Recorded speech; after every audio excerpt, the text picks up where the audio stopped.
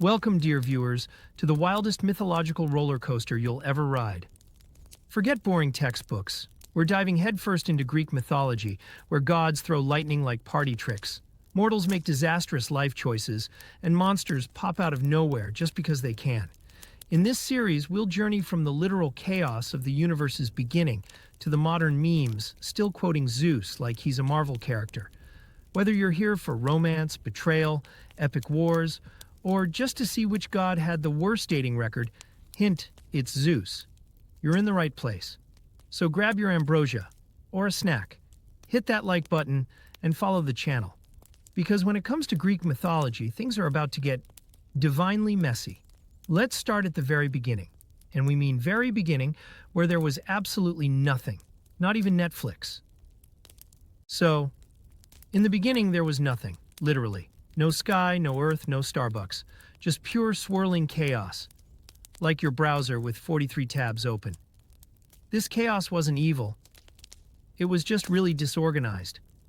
But out of this cosmic mess came the first divine beings. Gaia, Mother Earth, calm and powerful. Tartarus, the cosmic pit, dark and brooding. Nyx, night, mysterious and dramatic. And Eros, love, glowing like a teenage crush. No one's really sure how they were born. Chaos just kind of sneezed, and boom, existence. Gaia immediately started planning real estate. Tartarus sulked in the shadows. Nyx threw velvet over everything. And Eros, well, Eros made sure things got weird and romantic fast. And just like that, the universe went from empty void to a mythological soap opera. Stay tuned, because up next, Gaia starts a family. With the sky. Now that the cosmic family was expanding, Gaia, Mother Earth, felt something was missing, like having a house but no ceiling. So she looked up at the nothingness and said, "You know what would go great with me? The sky." And poof, Uranus, the sky, appeared. Tall, blue, and broody, Uranus floated above her like a celestial boyfriend with boundary issues. Sparks flew, literally. And together they became the first power couple of Greek mythology. Naturally, they didn't waste time. Soon they were producing children at an alarming rate, starting with the Titans, a group of colossal beings with parental issues baked in. Things were peaceful, for now. But as with every mythological relationship, it would eventually go downhill, fast. Stay tuned for betrayal, stone sickles, and intergenerational drama. Remember how Uranus and Gaia had lots of kids? Well, Uranus turned out to be the ultimate helicopter parent, except instead of hovering, he shoved his kids back inside Gaia. Literally. The Titans, Cyclopes, and Hecatonchires were stuck in Earth's belly, and Gaia was not amused. So she did what any frustrated mom would do. Handed her youngest son, Cronus, a stone sickle and whispered, "Sweetie, would you mind cutting off your dad's power?" Cronus, a bold lad with a questionable moral compass, agreed. One dramatic ambush later, snip. And Uranus was dethroned in the most awkward family breakup ever. From Uranus's aftermath, the goddess of love, Aphrodite, would later rise. But that's a juicy story for another day. For now, Cronus had the throne. What could possibly go wrong? With Uranus out of the picture and nursing some traumatic wounds, Cronus claimed the throne like a true next-gen power player. He married his sister Rhea, because in Greek mythology the family tree is more like a wreath, and together they ushered in the golden age of the Titans. Under Cronus's rule, the universe was mostly peaceful. Crops grew, rivers flowed, and nobody had invented taxes yet. Rhea was kind, wise, and, let's be honest, far more emotionally stable than her husband. Cronus, meanwhile, walked around with a smug, "I saved the world" attitude, completely unaware that his own downfall was just a prophecy away. Ah, the irony. But for now, the Titans ruled supreme. What could possibly ruin such a picture-perfect reign? Spoiler, babies, lots of them. Just when Cronus thought he had it all, power, throne, family, a solid beard game, boom, prophecy hits. He hears that one of his future kids will overthrow him, just like he did to dear old dad Uranus. Naturally, Cronus does the totally rational thing. He eats his babies, Yep, one by one. Rhea gives birth. Cronus says, "Thanks, honey." Gulp. Hestia, Demeter, Hera, Hades, Poseidon, down the hatch like divine vitamins. Rhea, of course, is horrified but plays it cool. For now. Cronus thinks he's outsmarting fate, but in mythology, the more you run from destiny, the faster it catches you. Spoiler, one baby is about to change everything. But first, dinner time. After 5 rounds of baby swallowing horror, Rhea had had enough. So when baby number 6 came along, tiny, screaming, and full of future lightning bolts, she hatched a plan. With a wink to Gaia, who, let's be honest, had seen this drama before, Rhea wrapped a rock in baby blankets and handed it to Cronus like a gift-wrapped burrito. Cronus, clearly not checking labels, gulped it down without a second thought. Meanwhile, the real baby, Zeus, was whisked away to a cave in Crete, raised in secret by nymphs, goat milk, and a squad of shield-banging warriors whose only job was to drown out his cries. Thus began the secret childhood of the god who'd eventually shake Olympus to its core. But for now, he was just a noisy cave baby with very protective babysitters. While Cronus strutted around thinking he'd outwitted destiny, little did he know that baby Zeus was growing up fast, and with a vengeance. Hidden away in a cave on the island of Crete, Zeus was raised by magical nymphs, fed goat milk, and trained by a team of elite mythological babysitters who could probably form their own superhero group. From day one, Zeus had a flair for lightning and leadership, not to mention a rebellious streak. As he grew older, he started plotting how to free his siblings from their digestive prison. With Gaia's wisdom, Medus's cunning, and a pocket full of Olympian ambition, Zeus knew it was time to shake the heavens. The revolution was coming, and it wasn't going to be quiet. First step? Make Cronus throw up 5 full-grown gods, no big deal. And boom, it began, the Titanomachy. 10 years of thunder, tantrums, and celestial chaos. On one side, Zeus and his liberated siblings, Hades, Poseidon, Hera, Demeter, Hestia, powered by youth, grudges, and dramatic hair flips. On the other, Cronus and the old-school Titans, big, grumpy, and not ready to retire. The battlefield?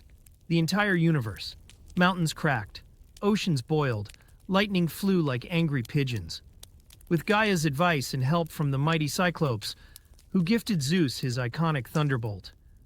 The young gods slowly turned the tide. Hades got a cool helmet of invisibility, Poseidon got a trident, and Zeus, he got stage presence. Titans roared, Olympians yelled back. It was like a family reunion with explosives. And in the end, well, almost the end, you'll see. After 10 long years of shouting, smashing, and myth-level property damage, it finally happened. Zeus and his team won. The Titans, mighty but outdated, were defeated by the younger, shinier gods. And what do you do with a bunch of angry immortals you just beat? You don't cancel them. You banish them. To Tartarus, the deepest, darkest, least Airbnb-friendly part of the universe. Cronus and his bros were tossed in, guarded by monsters, and sealed behind cosmic bars. Zeus, now top god, looked around and said, "Well, that escalated. Anyway, Olympus, anyone?" And just like that, the age of the Titans was over. The age of Olympus had begun. New gods, new rules, same old drama incoming. After winning the war and locking the Titans away, the 3 brothers, Zeus, Poseidon, and Hades, realized someone had to, actually run the universe now. So they did what any modern team would do. Held a draft. They drew lots. No cheating, probably. Zeus got the sky, great views, lots of thunder. Poseidon got the sea, waves, storms, and seafood forever. And Hades? He pulled the short stick and ended up with the underworld. Not exactly beachfront property, but hey, great job security. Surprisingly, the brothers didn't argue too much. And the cosmos was finally divided like a well-organized pizza. Thus began the divine government of Olympus. One in the sky, one under the waves, one underground, and drama in all directions. With the Titans imprisoned and the universe divvied up like slices of mythological pie, the gods of Olympus finally had time to settle in. And by settle, we mean build a shiny palace on the top of Mount Olympus with prime cloud real estate. Zeus ruled with thunder and occasional ego. Poseidon kept the seas dramatic as ever, and Hades, well, he got real cozy underground. Other gods and goddesses quickly joined the divine team. Wise Athena, fiery Ares, love-struck Aphrodite, and a whole extended family that made every holiday dinner an episode of divine drama. But for the mortals below, the world was finally stable. Seasons happened, the sun rose on time, mostly, and gods only meddled in human affairs every other day. Thus began the golden age of Olympus, chaos tamed, power structured, and mythological content ready to go viral. Now that the Titans are tucked away in Tartarus, like misbehaving relatives at a family reunion, the real show begins. Meet the Olympians. The gods and goddesses of Mount Olympus aren't just divine, they're dramatic, dazzling, and often downright dysfunctional. Led by Zeus, the thunderbolt-slinging king of the gods, this celestial team includes a sea god who makes tsunamis when grumpy, a queen who could write a best-selling book on jealousy, and a wisdom goddess born fully armed from her dad's forehead. Don't ask. Each god rules a domain: sky, sea, underworld, love, war, wine, and more, and each has a resume filled with hero meddling, romantic entanglements, and a flair for making humans' lives complicated. Welcome to Olympus Inc., where every day is a mythological soap opera. Buckle up, divine drama is just getting started. Let's begin with the boss of bosses, Zeus, king of the gods, ruler of the skies, and part-time heartbreaker. Armed with a lightning bolt and a beard that screams alpha energy, Zeus keeps Olympus in relative order. When he's not sneaking off for another romantic adventure, born last but rising fastest, Zeus overthrew Cronus, rescued his siblings, and claimed the throne. His symbols? Thunder, eagles, and dramatic weather entrances. As king, he's supposed to be wise and fair, but let's be honest, Zeus has more drama than a soap opera, with affairs that cause wars, babies that become heroes, and a wife who's always on high alert. Still, despite the chaos, he's the glue that holds Olympus together, or at least tries to. So next time you hear thunder, don't panic. It's just Zeus flexing again. Meet Hera, queen of the gods, goddess of marriage, and full-time supervisor of Zeus's extracurricular activities. She's regal, graceful, and usually furious. While Zeus is off charming mortals and nymphs, Hera is at Olympus, filing divine restraining orders and turning his lovers into cows, birds, or worse. But don't be fooled. Hera is more than just a jealous wife. She's a powerful goddess in her own right, protector of marriage and women, and a key player in many myths. From sabotaging Heracles' life to instigating the Trojan War with a beauty contest, Hera's influence is everywhere. She rules with elegance and a side eye sharp enough to cut marble. And while her temper may be legendary, so is her loyalty to Olympus. In short, don't cross her, especially if you're a pretty mortal girl. Poseidon, the god of the sea, earthquakes, and horses. If Zeus rules the skies with thunderbolts, Poseidon rules the waves with a trident and a grudge. With his flowing seaweed green beard and unpredictable temper, he's not the god you want to annoy while on a boat. Known for shaking the earth and stirring up tempests, just because someone gave him a weird look, Poseidon is the moody uncle of Mount Olympus. But he's also the creator of horses. Don't ask how. Something to do with seafoam. And builder of undersea palaces fit for royal mermaids. His complicated relationship with mortals often ends with either temples built in his honor, or shipwrecks. And let's not forget his legendary feud with Athena over who got to be patron of Athens. Spoiler, olive trees beat saltwater springs. Tough break, Poseidon. Hades, the god of the underworld, and possibly the most misunderstood sibling in divine history. While Zeus gets the skies and Poseidon the seas, Hades draws the short straw, the realm of the dead. But don't expect a villain with flaming hair. Hades is more like the serious, introverted uncle who actually runs things smoothly, underground. He's got a flair for Gothic architecture, owns a three-headed dog, Cerberus, and rules a kingdom that mortals try very hard to avoid. He's not evil, just extremely into boundaries, contracts, and not letting the dead wander off. His biggest PR scandal? Kidnapping Persephone. But hey, it led to the invention of seasons. So, silver lining? Just don't call him the god of death. That job belongs to Thanatos. Hades is more like the CEO of the afterlife, with robes, and a crown, and a ghost doggo. Athena, the goddess of wisdom, strategy, and never having a bad hair day. She didn't come into the world the usual way. Nope. She skipped the baby phase and burst fully armored out of Zeus's forehead. Talk about dramatic entrances. Athena is the patron of heroes, cities, and clever thinking, basically the original multitasker. She's also the reason why Athens is called, well, Athens. Spoiler, she beat Poseidon in a city naming contest by gifting an olive tree. Strategic and eco-friendly. Unlike many Olympians, Athena is known for keeping her cool. She prefers logic over temper tantrums. But don't mess with her. Medusa learned that the hard way. With a helmet, spear, and a wise owl always nearby, Athena is the goddess you'd want as your lawyer, battle commander, and life coach all in one. Apollo, the golden boy of Mount Olympus. Literally.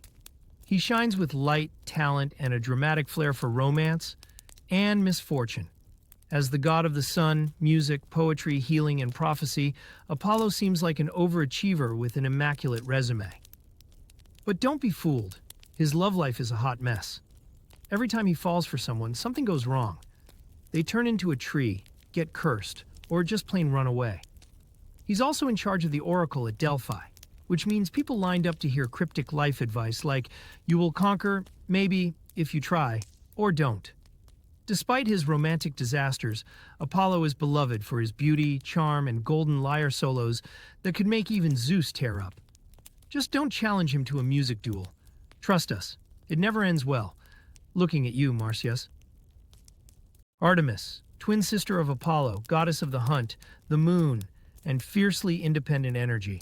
While Apollo basks in music and sunshine, Artemis prefers moonlight and silence, accompanied by her loyal band of forest nymphs and a pack of deer. Marriage proposals? Hard pass. Romantic pursuits? Nope. She made Zeus promise she'd never have to marry, and she's been ghosting suitors ever since, sometimes with arrows.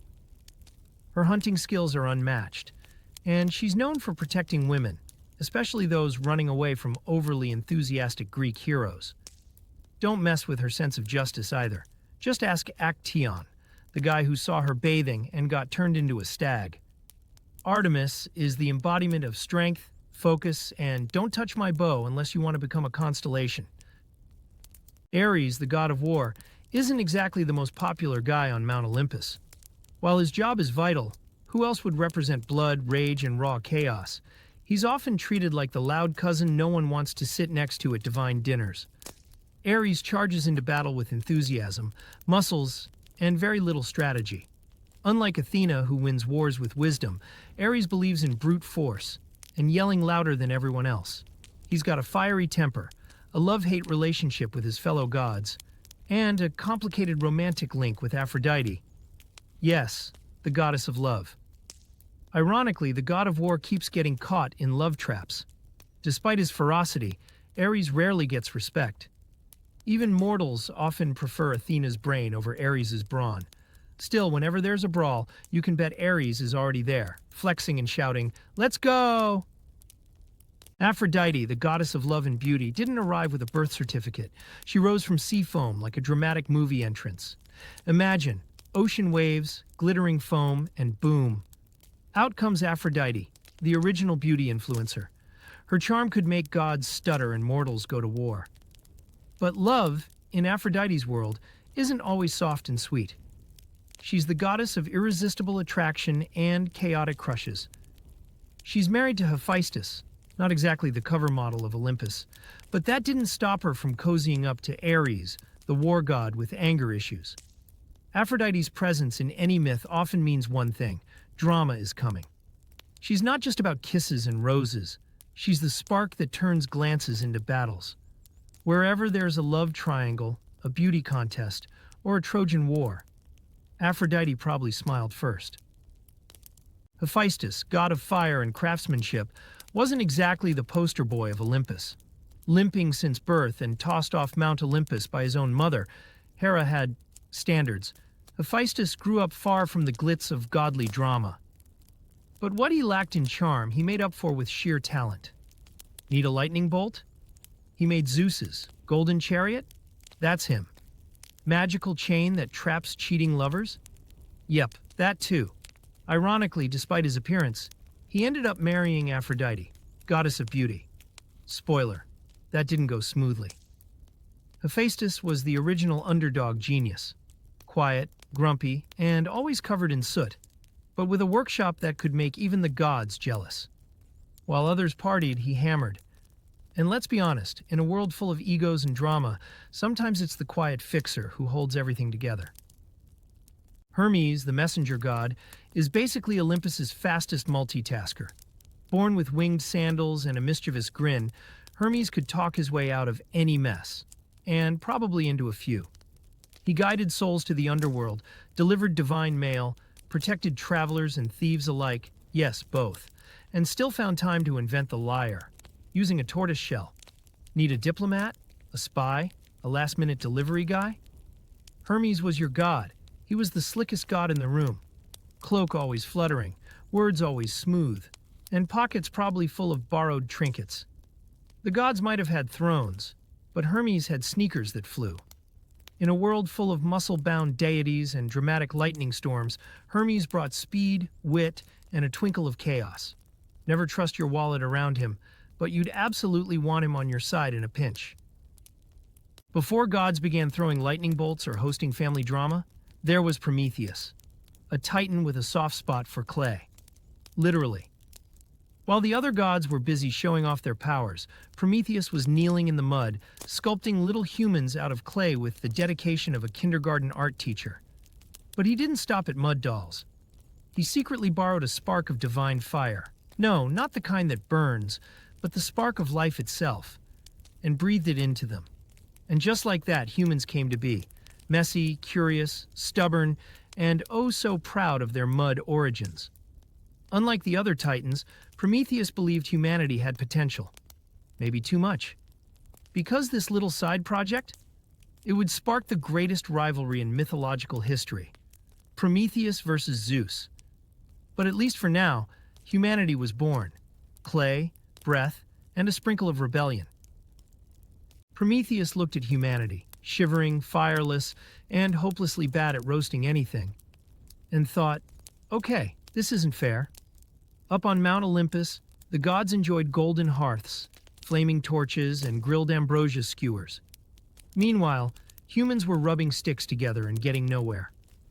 So Prometheus, ever the rebellious babysitter, hatched a daring plan. One moonless night, he snuck into the gods' workshop, grabbed a flame from Hephaestus's forge, with a dramatic wink, hid it in a hollow fennel stalk, and ran. Back on Earth, he lit the first human fire. Bright, warm, and slightly chaotic. Campfires were born. So were barbecues and eventually burnt toast. But Zeus was not amused. "Who stole my fire?"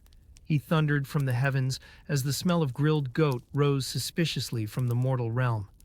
Prometheus had just committed the greatest divine heist, giving humanity not just warmth, but independence, and he was about to pay for it, dearly. Zeus does not take pranks lightly, especially when they involve divine fire theft. So, in classic mythological fashion, the king of gods came up with a punishment not just harsh, but theatrical. Prometheus was chained to a desolate cliff atop the Caucasus Mountains. No comfy cell, no bathroom breaks, just rock, wind, and endless regret. But that wasn't the worst part. Every single day, a massive eagle, custom-ordered by Zeus himself, would swoop down and peck out Prometheus's liver. And every night, the liver grew back, like clockwork. Eternal torture, Greek style. The eagle, enthusiastic about its job, never missed a shift. Prometheus, stubborn as ever, refused to scream, because dignity matters, even while being liver-pecked. The scene became so iconic, it might as well have been sponsored. This torment brought to you by Olympus's Department of Divine Justice. Yet even in agony, Prometheus remained defiant. a muddy creator who dared to challenge the Thunder King. After Prometheus's fiery rebellion, Zeus decided it was time for revenge, but with flair. Instead of more thunderbolts, he chose a different weapon: womanhood. Thus, he commissioned the gods to sculpt the first mortal woman, Pandora. She wasn't just any woman. Aphrodite gave her charm, Athena taught her crafts, Hermes added wit and a pinch of sass, and Hera threw in curiosity. Because what could go wrong? Zeus presented Pandora to Epimetheus, Prometheus's not-so-bright brother, like a divine apology gift. Prometheus warned him, never accept gifts from Zeus. But Epimetheus, true to his name, which literally means afterthought, ignored that advice. He took one look at Pandora's radiant smile and forgot everything, including common sense. Pandora entered the world not just as the first woman, but as the gods' brilliant plot twist. Beautiful, curious, and armed with something very suspicious: a sealed jar. What was inside? That's a story for the next scene. But for now, the world just got more complicated, and a lot more interesting. Pandora had one rule: don't open the jar. Easy, right? Wrong. Because when the gods give you a mysterious sealed container and tell you not to peek, curiosity becomes irresistible. The jar, often mistranslated as a box, wasn't just decorative. It was packed with every nasty surprise the gods could think of. Pain, disease, jealousy, taxes, Mondays, you name it. Day after day, Pandora eyed the jar. Just one peek, she whispered. And then, pop. The lid flew open and out swirled misery like confetti at a doomsday parade. Sickness, sorrow, rage, all dancing into the world like they'd been waiting for party time. Humanity, once living in peace, now had headaches and heartbreaks. Pandora, panicking, slammed the lid shut just in time to trap one last thing inside: hope. Yes, the gods, being dramatic as always, left a little optimism in the jar. Because even when life rains frogs and heartbreak, there's still a sliver of, maybe tomorrow will be better. Thanks, Pandora. Sort of. The Golden Age, humanity's brief honeymoon phase with the universe. In this era, humans lived like gods. No war, no hunger, no taxes, not even Wi-Fi problems. People didn't age, crops grew on their own, and everyone had six-pack abs without working out. There were no kings, no lawyers, and certainly no HOA rules. Everyone lived in peace, harmony, and a sort of divine laziness. The gods, surprisingly chill at the time, let humans do their thing. It was the original utopia, like a cosmic all-you-can-eat buffet with no bill at the end. But, as all good things in mythology go, it didn't last. Mortals started getting ideas, asking questions, and probably opening mysterious jars again. Zeus looked down and went, well, that was fun while it lasted. And thus began the slow descent into chaos. But for one shining moment, the Golden Age proved that peace was possible, especially when no one had to do the dishes. The Silver Age, not as shiny as the Golden one. Humans of this era were massive, strong, and incredibly dense. They built towering homes, wore flashy armor for no reason, and ignored the gods like toddlers ignoring bedtime. Despite living for hundreds of years, they spent most of their time arguing over who had the bigger goat. They refused to offer sacrifices, skipped temple visits, and basically treated Mount Olympus like it was customer service they didn't feel like calling. Zeus, initially patient, eventually had enough.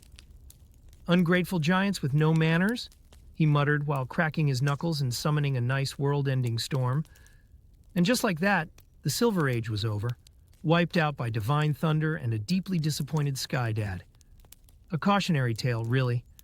Don't skip God Appreciation Day, or you might get zapped into mythological oblivion. Welcome to the Bronze Age, where everything was forged, hammered, and frankly, ready for war. Humans of this era were not fans of peace talks. They loved one thing more than anything else: metal. Swords, spears, axes, even decorative spoons. All bronze, all sharp.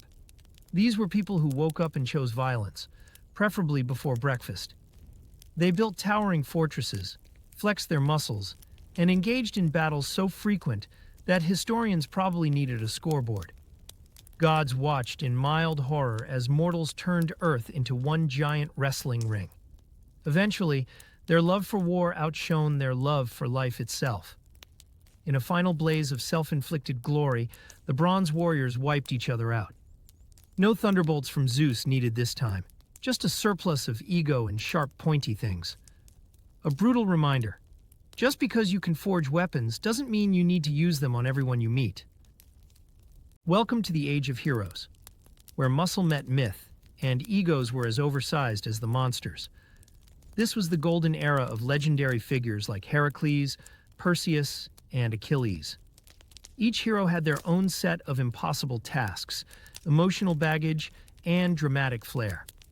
Heracles, for example, had to wrestle lions, clean giant stables, EW, and fight a many-headed lizard, all while dealing with divine family drama. Perseus decapitated Medusa with style, and Achilles, well, he had one tiny flaw, literally. It was a time when glory was earned with swords, not social media likes. These demigods weren't just fighters. They were influencers of ancient Greece. Even the gods were low-key fans, placing bets on who would mess up next. Sure, not all heroes made smart decisions, but they did it in such epic fashion that people still talk about them today. This era wasn't perfect, but it sure was entertaining. Welcome to the Iron Age, the final and most disappointing chapter of humanity, according to Greek mythology. Gone are the noble heroes and peaceful golden folks. This is the era of humans who lie, cheat, and backstab with professional flair. Morals? Optional. Respect for gods? Forgotten. Neighbors spy on each other. Children argue with their parents, and merchants sell fake olive oil with a smile. The gods look down in disbelief, unsure whether to laugh or hurl a thunderbolt. Zeus probably has a whole closet just for stress lightning. It's a world where everyone wants more, trusts less, and scrolls past suffering like it's a bad ad. And the worst part? This is the era we're living in. Congratulations, you're mythologically doomed. Yet somehow hope remains a stubborn guest at this messy party, probably hiding somewhere in a dusty corner of Pandora's box, sipping tea and refusing to leave. Maybe there's still a chance for humanity, or at least a decent meme about it. After witnessing too much nonsense in the Iron Age, selfishness, betrayal, fake olive oil, Zeus finally lost his patience. He didn't just throw a lightning bolt this time. No. He went full apocalyptic mode. "Let's just wash it all away," he muttered, reaching for the divine flood button. Enter the great deluge, rain that wouldn't stop, rivers bursting like gossip in Mount Olympus, and humanity desperately dog-paddling for survival. But among all the chaos, two humans, Deucalion and Pyrrha, floated peacefully in a wooden chest. Not quite Noah's Ark, more like a floating wardrobe. Why them? Because they were kind, faithful, and didn't try to sell lightning bolt replicas on the side. As the world sank underwater, these two clung to each other in a soggy loaf of bread, waiting for divine Wi-Fi to signal the flood was over. This wasn't just a natural disaster.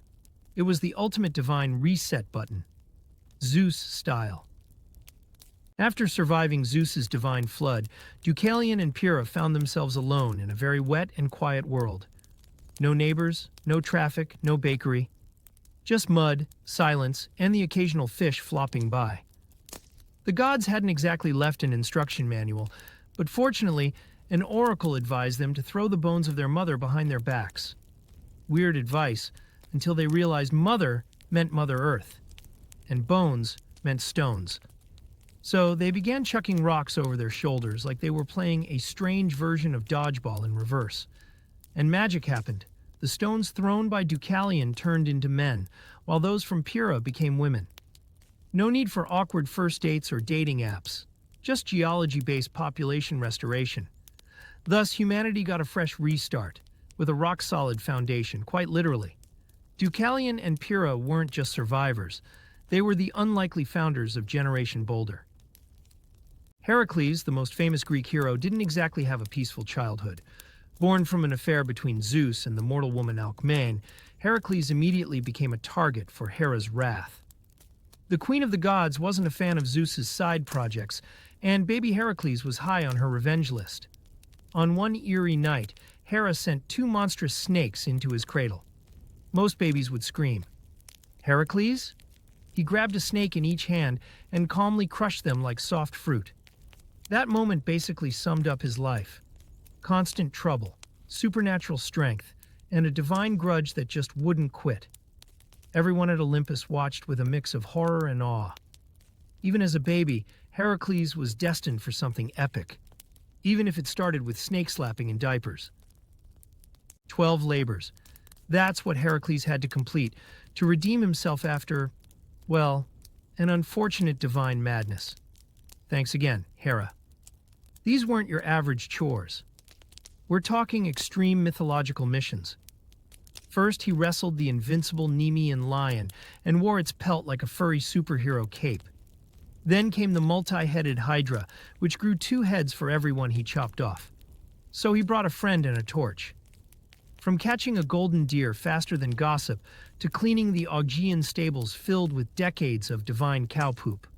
Spoiler, he rerouted a river. Each task was more ridiculous than the last. He even went to the underworld to borrow Hades' pet, Cerberus, a 3-headed good boy with serious attitude.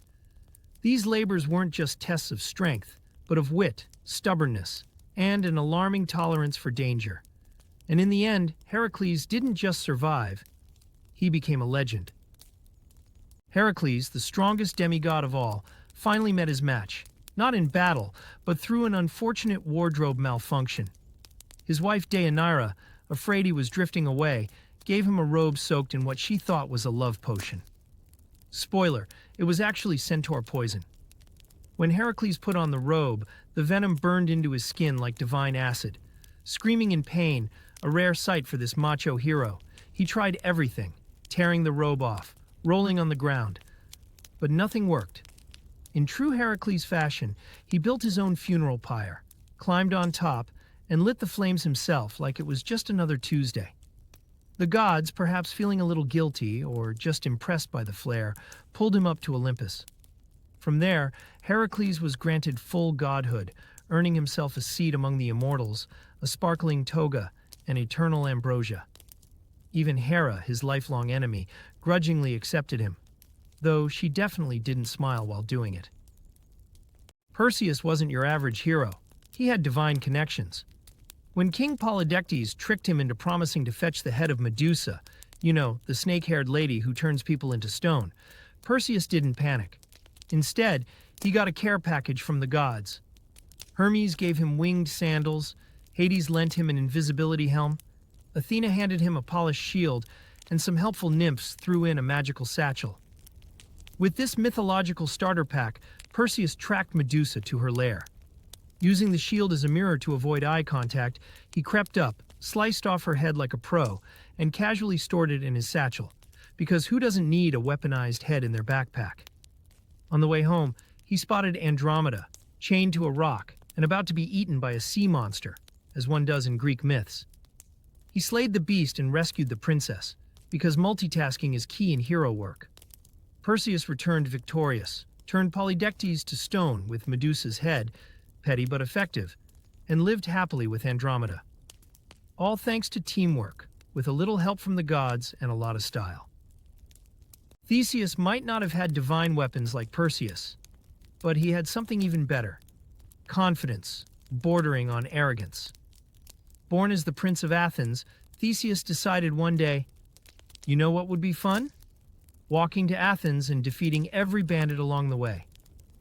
And that's exactly what he did, turning the road trip into a heroic obstacle course.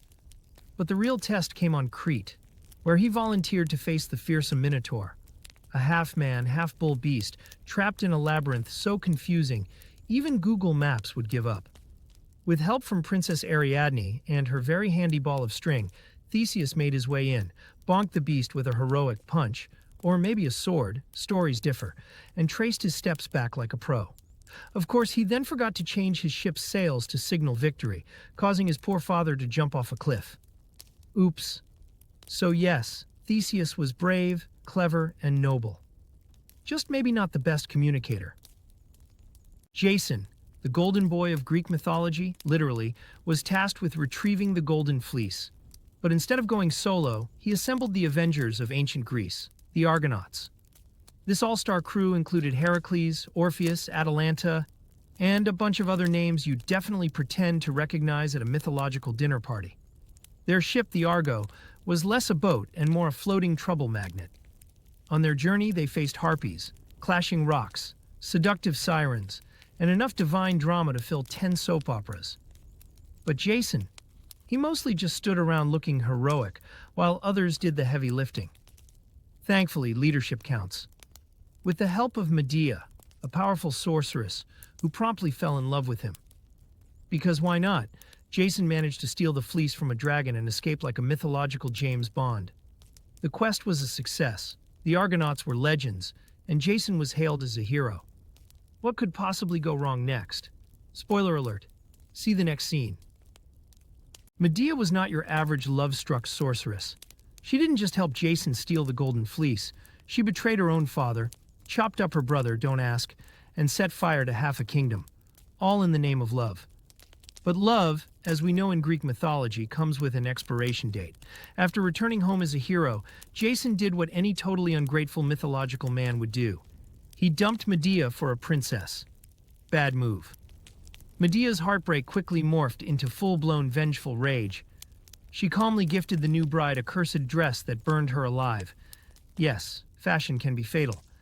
Then proceeded to commit acts so extreme even the gods raised their brows. Her final flourish? She escaped in a chariot pulled by dragons, leaving Jason devastated and alone, surrounded by ash, regret, and a very bad reputation. Medea, the original "don't mess with me" icon of ancient Greece. Bellerophon was the kind of guy who didn't just dream big, he dreamed flying on a winged horse big. When the kingdom was tormented by the fire-breathing chimera, lion head, goat body, snake tail, classic, they didn't send an army. Nope, they sent Bellerophon, probably because he was too heroic to say no. First, he had to tame Pegasus, the flying horse. This involves sneaking up on a divine creature with a golden bridle and the kind of optimism that only a true mythological hero has. After a few comic stumbles and almost falling off midair, Bellerophon and Pegasus took flight. Their aerial attack on the Chimera was so dramatic, it could have won an Oscar for Best Mythological Action Sequence. He defeated the beast, saved the day, and became a celebrity. But, spoiler, the fame went to his head. He tried to fly to Mount Olympus to join the gods, and Zeus, not a fan of gatecrashers, sent a bug to sting Pegasus. Bellerophon fell to earth, learned humility the hard way, and probably kept a very low profile after that. Atalanta was not your average princess, unless your average princess prefers hunting boars over ballroom dances and racing suitors for fun. Blessed by Artemis, raised in the wild, and faster than any man in Greece, she declared she'd only marry the man who could beat her in a foot race. Easy, right? Not really. Losers got executed. Ancient dating was intense. Dozens tried. All failed. Enter Hippomenes, a clever fellow who realized he couldn't outrun her, but might outsmart her. With a few shiny golden apples gifted by Aphrodite, because gods love meddling, he lured Atalanta into slowing down just long enough to win the race. She was impressed. He was exhausted. Romance bloomed, followed by one of mythology's signature cautionary tales involving forbidden temple shenanigans and divine punishment. But for a brief moment, Atalanta, wild, fearless, unbeatable, found herself outpaced by golden fruit and unexpected love. In the tale of Meleager, we meet a hero with muscles, honor, and a very complicated family. When a giant boar sent by Artemis terrorized Calydon, Meleager gathered a dream team of hunters. Among them, the badass warrior woman Atalanta. He fell for her faster than the boar could charge. Together they wounded the beast, but when Meleager gave her the trophy, its hide, his uncles got jealous. Very jealous. In true Greek tragedy fashion, Meleager killed his uncles, which made his mother super mad. So mad that she burned a magical log that was tied to his life. Thanks, prophecy. Meleager's fire went out, and so did he. Lesson: never give your crush the boar hide if your uncles are petty and your mom has access to prophetic firewood.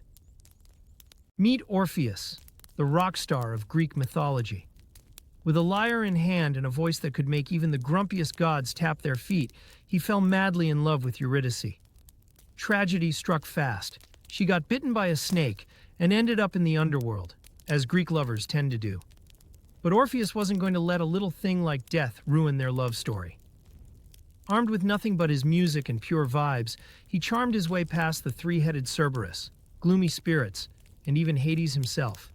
The deal? He could lead Eurydice out of the underworld. On one condition: he must not look back until they reach the surface. Easy, right? Nope. Just steps away from daylight, our bard couldn't resist the urge to check if she was still behind him. Spoiler, she was. Now she's not. Moral of the story? Trust the process. And resist the drama stare. Being a Greek hero might sound glamorous, fighting monsters, wooing princesses, getting your own constellation. But behind the muscles and mythical fame lies one tragic truth. Almost none of them got a happy ending. Heracles accidentally killed his family, completed 12 impossible labors, then got poisoned by his wife. Perseus? After saving Andromeda, his life ends in a not-so-romantic prophecy. Jason? Betrayed Medea and watched his life burn, literally. Even Orpheus, who nearly brought his wife back from the dead, was torn apart by wild women. The Greek heroes were strong, brave, clever, and completely at the mercy of fate. The gods might give you gifts, but they also enjoy adding some spicy drama to your destiny. In the end, heroism in Greek mythology isn't about winning. It's about how spectacularly you fall. So if you're offered a magical sword and a divine quest, maybe ask, does this come with emotional trauma included? Eros, the Greek god of love, also known as Cupid to the Romans, was not just a cute cherub with wings. No, Eros was chaos with a quiver. His arrows didn't just spark romance. They ignited dramas worthy of soap operas. One golden arrow could make someone fall madly in love. A lead one, make them repulsed. With that kind of power, Eros didn't just create couples. He created problems.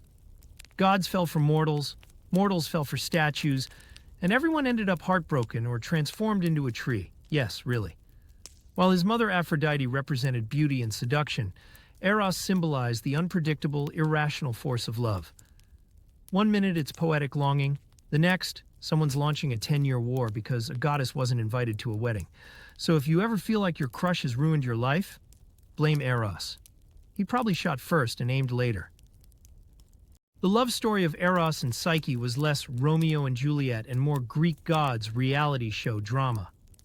Psyche, a mortal so beautiful even Aphrodite got jealous, accidentally fell in love with Eros, who was sent by his mom, Aphrodite of course, to ruin her life. Instead, he pricked himself with his own arrow, oops, and fell head over wings in love.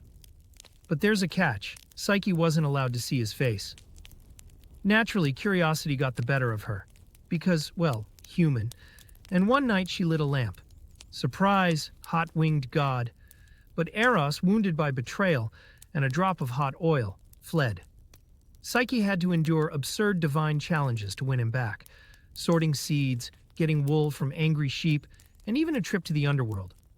But hey, it all worked out. She got immortality, true love, and probably a killer skincare routine. Moral of the story?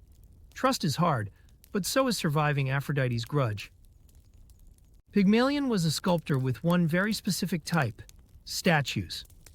Tired of the real women drama, he decided to chisel his ideal woman from ivory. And surprise, she was perfect, because she couldn't talk back. Day after day, he polished the statue, talked to it, dressed it, even brought her gifts. Basically everything except a real relationship. But Pygmalion wasn't just eccentric, he was smitten. So smitten that he prayed to Aphrodite, goddess of love, begging her to make his marble muse real. And because Greek gods have a flair for dramatic romance, she actually said yes. One kiss later, the statue warmed to life, blinked, and probably said, "Wait, I just got born. And I'm married already?" Thus, the sculptor married his own creation, proving that love can be carved out of stone, especially if you're really persistent or really lonely. Moral of the story: If dating's too hard, maybe try sculpting. But don't skip praying to Aphrodite. Narcissus was handsome. Not just Greek god handsome. He could make Aphrodite herself pause mid-mirror check. Echo, a mountain nymph cursed to only repeat the last words of others, fell for him hard. But when she tried to express her love, she could only echo his own words. Let's just say it didn't go well. Narcissus, ever self-absorbed, rejected her and wandered off, until one day he saw his reflection in a still pond. Cue. Instant obsession. He fell madly in love. With himself. He couldn't look away, couldn't eat, couldn't sleep. Echo, heartbroken, faded until only her voice remained. Meanwhile, Narcissus eventually wasted away beside the pond, leaving behind a pretty little flower that now bears his name. Moral of the story, self-love is good, until it turns into a full-on romantic relationship with your own reflection. Apollo, god of the sun, music, and poetry, usually had no trouble charming hearts. That is, until Eros, the god of love with a serious grudge, decided to play Cupid, with chaos. Eros shot Apollo with a golden arrow that made him fall madly in love with Daphne, a beautiful forest nymph. But for Daphne, Eros used a lead arrow, triggering a hard nope to all things romance. And so began the world's first one-sided marathon. Apollo chased, serenaded, praised, and begged, but Daphne just kept running. Finally, exhausted and out of options, she prayed to her father, a river god, to save her. His solution? Turn her into a tree. Boom. Instant laurel. Apollo, heartbroken, declared the laurel his sacred symbol, because apparently even gods need souvenirs from failed crushes. Zeus, king of the gods, had a love life more dramatic than a soap opera marathon. From turning into a swan to seduce Leda to appearing as a golden rain for Danae, Zeus didn't just think outside the box. He obliterated it. Each affair came with its own side effects. Angry Hera, confused mortals, and a bunch of demigod babies with serious identity crises. Europa, he became a majestic white bull and carried her off to Crete. Io, he turned her into a cow to hide her from Hera. Yes, romance with Zeus often meant divine weirdness, long-distance trauma, and a family tree that looked more like a game of mythological bingo. Through all these escapades, Zeus managed to father heroes, monsters, and more drama than a Greek tragedy festival. Love apparently came with lightning bolts and lifetime consequences. Being married to Zeus was not a peaceful retirement gig, especially not for Hera, queen of Olympus and goddess of marriage. With Zeus transforming into animals, rain, and clouds just to chase new love interests, Hera developed an allergy to betrayal and a hobby, revenge. But she rarely took it out on her husband. No, she went for the other women, and worse, their innocent offspring. From turning Semele into ashes to making Hercules' life a never-ending boot camp of pain, Hera's wrath was a divine force of nature. And let's not forget poor Io, turned into a cow and chased by a horsefly. Or Leto, who couldn't find a place to give birth because Hera blacklisted every island. If Olympus had a gossip column, Hera would have front-page coverage every week, equal parts drama queen and cosmic enforcer. And somehow, we're still supposed to see her as the goddess of marriage. Ah, love in the underworld, how romantic. Hades, lord of the dead, wasn't exactly a heartthrob by Olympus standards, but when he saw Persephone, daughter of Demeter, he fell hard. And by fell, we mean he kidnapped her in a chariot pulled by immortal black horses. Romantic, right? Demeter, goddess of agriculture, and one very angry mom, stopped all plants from growing until her daughter was returned. The gods panicked. No crops, proud, no offerings. And a deal was struck. Persephone would split her time. Part in the underworld, part on earth. Thus seasons were born. Spring and summer when she returns, autumn and winter when she's gone. It's mythology's version of a long-distance relationship with seasonal side effects. Despite its shady start, some say Hades and Persephone actually became one of the more stable couples among the gods. Who knew the god of death could be such a committed partner, just with a flair for dramatic entrances? Hyacinthus was that kind of youth who could make both gods and mortals do double takes. Apollo, god of light and poetry, adored him. Like write sonnets and play lyre in the meadow kind of adore. But so did Zephyrus, the west wind, who was less poetic and more passive-aggressive. One sunny afternoon, Apollo and Hyacinthus were playing discus, as one does in ancient Greece. Apollo threw the disc, Hyacinthus ran to catch it, but surprise! Zephyrus, in a jealous gust, blew it off course. The discus hit Hyacinthus on the head. Tragedy. Apollo wept, beautifully of course, and from Hyacinthus's blood a flower bloomed, the hyacinth. Apollo inscribed AI, Greek for alas, on its petals, basically turning grief into botany. So next time you see a hyacinth, remember, it's not just a pretty flower, it's the ancient Greek equivalent of a heartbreak mixtape in petal form. Adonis wasn't just handsome, he was the ancient Greek equivalent of a walking thirst trap.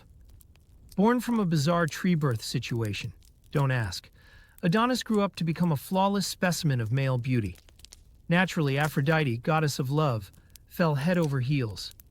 She hid him in a chest at birth, gave him to Persephone to babysit, and, they both fell in love with him. Divine custody battle ensued. Zeus, tired of the drama, split the year. Adonis would spend part with Persephone, part with Aphrodite, and part doing whatever he wanted. But tragedy didn't take vacations. During a hunting trip, Adonis was gored by a wild boar. Some say it was sent by a jealous god. Aphrodite arrived too late, cradling his body as her tears turned his blood into anemone flowers. In the end, love didn't conquer all. It just inspired a yearly flower festival and the ultimate warning. Being too hot in mythology never ends well. In Greek mythology, love between gods and mortals was like playing with fire, beautiful, thrilling, and almost always ending in emotional third-degree burns. Take Selene, goddess of the moon, who fell in love with the mortal Endymion. She asked Zeus to make him sleep forever so she could visit him nightly. Romantic? Maybe. Creepy? A little. Then there's Calypso, a lonely nymph who trapped Odysseus on her island for 7 years. Talk about clingy. Or Zeus again, because of course, who turned into golden rain to woo Danae, or a swan for Leda, or a bull for Europa. Consent? Questionable. Outcome? Messy. These divine mortal romances usually came with strings, curses, or dramatic transformations, because nothing says I love you like turning someone into a tree or a star. Ultimately, while the gods may have had immortal hearts, the mortals they loved were left with very mortal consequences: heartbreak, metamorphosis, or an awkward constellation in the sky. In Greek mythology, love isn't a sweet ending. It's more like a divine obstacle course designed by a chaotic god with a flair for drama.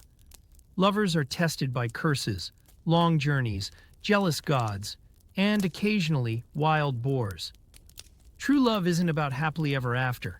It's about surviving Hera's wrath, passing Aphrodite's impossible trials, or enduring eternal separation thanks to a tragic miscommunication. Even gods themselves aren't spared. Eros and Psyche had to jump through flaming hoops, metaphorically, just to get back together. For mortals, falling in love with a god often meant fame, but also heartbreak, and maybe a weird metamorphosis into a tree or a star. In the end, Greek myths treat love not as salvation, but as a test of character, patience, courage, and sometimes absurd levels of bad luck. It's poetic, painful, and a little ridiculous, just like real life, but with more lightning bolts and magical transformations. It all started with a wedding. Thetis, a sea nymph, and Peleus, a mortal hero, tied the knot in a grand god-level party on Mount Pelion. Every deity with a toga was invited, except Eris, the goddess of discord. And let's just say, she didn't take the snub well. Crashing the party in true drama queen fashion, Eris tossed a golden apple into the crowd. On it was inscribed, "To the fairest." Cue instant chaos. Hera, Athena, and Aphrodite lunged for it like bridesmaids fighting over the bouquet at a wedding. And just like that, a petty divine beauty contest was born, one that would eventually lead to 10 years of war, the burning of a great city, and a wooden horse, with a deadly surprise inside. But for now, the gods just wanted dessert and gossip. The apple, however, had other plans. After Eris launched the golden apple labeled "to the fairest," the party turned into a divine beauty pageant. Hera, queen of the gods, claimed it was hers, naturally as royalty. Athena, goddess of wisdom and war, argued beauty should be about brains and battle skills. And Aphrodite, the goddess of love, simply fluttered her lashes and let her radiant glow speak for itself. The argument quickly escalated to the point where the other gods started placing bets. Zeus, being the king of awkward moments, refused to judge and cleverly passed the responsibility to a mortal, Paris, the unsuspecting prince of Troy. Thus, the world's first cosmic beauty contest was born, and poor Paris had no idea that choosing a winner would doom his city and write his name into every tragic epic ever. All thanks to one shiny piece of fruit. Paris, the dashing yet doomed prince of Troy, was handed the impossible task of judging who among the goddesses, Hera, Athena, or Aphrodite, deserved the golden apple. Bribery came swiftly. Hera promised him power over all of Asia. Athena offered unmatched wisdom and victory in battle. But Aphrodite? She played the love card. "I'll give you the most beautiful woman in the world," she whispered, probably with some sparkles floating around her. And Paris, being young, hormonal, and clearly lacking long-term vision, immediately handed the apple to Aphrodite. What he didn't know was that the most beautiful woman in the world, Helen, was already married. But who needs details when you've got a goddess on your side? Thus began the epic chain of chaos that would make Paris famous, Troy doomed, and poets employed for centuries. Fueled by the promise of Aphrodite, Paris sails across the Aegean Sea to Sparta, not for sightseeing, but for Helen, the most beautiful woman in the world, and, inconveniently, wife of King Menelaus. Paris, with the subtlety of a seagull stealing bread, charms Helen and convinces her to leave her royal life behind. Was it love? Was it magic? Was it just a really boring day in Sparta? Who knows? What we do know is that they ran off together like a mythological version of a soap opera couple, leaving behind a furious husband, a humiliated kingdom, and the fuse for the most legendary war in ancient storytelling already lit. This wasn't just a romantic getaway. It was the beginning of a 10-year bloodbath, all because Paris mistook flirting for foreign policy. When Menelaus found his wife had run off with a pretty boy from Troy, he did what any self-respecting Greek king would do. He called his buddies. But this wasn't just a casual group chat. It was the activation of a legendary oath. Years ago, all the Greek kings had promised to defend Helen's marriage, mostly to avoid stabbing each other during the beauty contest. Now it was time to honor that oath. One by one, kings and heroes like Agamemnon, Odysseus, Ajax, and Achilles rallied under a single banner. Let's get Helen back. Some came for honor, some came for loot, and a few probably came just to avoid their nagging wives. Thus, the greatest army Greece ever assembled set sail, not realizing they'd signed up for a decade-long war over one woman and a lot of pride. Achilles wasn't just any warrior. He was the Greek army's MVP, poster boy, and divine powerhouse. Born of the sea nymph Thetis and the mortal Peleus, Achilles was dipped in the river Styx as a baby, except for that one pesky heel. He grew up fast, fierce, and fabulous. When the Trojan War broke out, he was hiding in drag on an island full of women. Long story. But Odysseus, never missing a dramatic reveal, exposed him with shiny armor and a fake war alarm. Achilles joined the Greek army, reluctantly but gloriously. Everyone knew he wouldn't live long, but oh boy, would he make history. With unmatched speed, skill, and sass, Achilles cut through enemies like butter. A hero destined to burn bright and fade fast, he was as dazzling as he was doomed. Hector, Prince of Troy and eldest son of King Priam, wasn't just a warrior. He was Troy's backbone, both literally and emotionally. While Achilles was a demigod drama king, Hector was the responsible older brother, the loving husband, and the one who always picked up the mess left behind. With a calm face and noble heart, he fought not for glory, but for home, family, and the doomed city he loved. Day after day, Hector led the Trojans with courage that bordered on stubbornness. He knew Achilles was coming. Every Greek soldier whispered his name like a ghost story. And yet, Hector stood his ground. He trained, he fought, he reassured his wife, and he even lectured his younger brother Paris, who really needed it. In a war filled with gods and egos, Hector was the last truly human hero, flawed, brave, and tragically noble. Patroclus, best friend and maybe more to Achilles, had one fatal flaw. He cared too much. While Achilles sulked in his tent, refusing to fight over a bruised ego, Patroclus couldn't bear watching the Greeks lose. So he did what any overly loyal friend would do. He borrowed Achilles' legendary armor, slapped on a helmet 2 sizes too big, and charged into battle like he owned the place.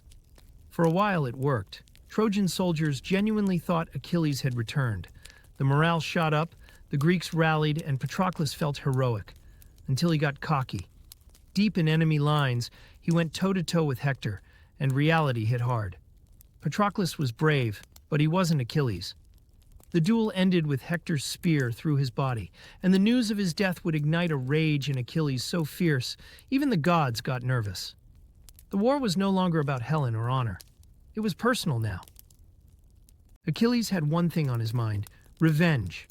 After Patroclus's death, Achilles stormed back into battle like a wrathful god in a really shiny helmet. The Greek soldiers parted like the Red Sea, knowing better than to interrupt a man on a vengeance spree. On the Trojan side, Hector, noble, brave, but now slightly nervous, stood his ground. Their duel was the stuff of epic poetry: clashing spears, spinning shields, dramatic grunts, and at least 3 slow-motion moments for effect. In the end, Hector fought valiantly, but Achilles was fighting with fury as his fuel. The fatal blow landed, and Hector fell. But Achilles wasn't done. Oh no. He tied Hector's body to his chariot and took it on a morbid victory lap around the city walls. Everyone, including the gods, went, "Okay, that's a bit much." It was brutal, excessive, and completely unforgettable, exactly the kind of drama the Iliad lives for. Achilles had defeated Hector, humiliated Troy, and earned the title of the most terrifying guy in sandals. But fate, as always, had a dramatic twist ready. Paris, yes, the same guy who started all this with an apple and some questionable flirting, was now wielding a bow, coached by Apollo himself.